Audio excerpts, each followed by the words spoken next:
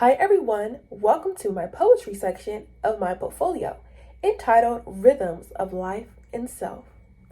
The book that I chose to talk about today is titled Out of Wonder by Kwame Alexander. It's a beautiful collection of poems written to celebrate famous poets and the power of creativity. Each poem has its own rhythm, voice, and style. It's like taking a journey through poetry itself. I picked this book because it inspires me to see how words can paint pictures and express emotions in so many different ways.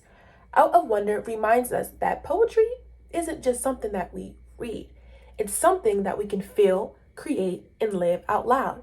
As some of you may know, I am a dancer, so the way I express my emotions is through dance. You can express your emotions through art, music, anything. Now I will read a small snippet of my favorite section of the book.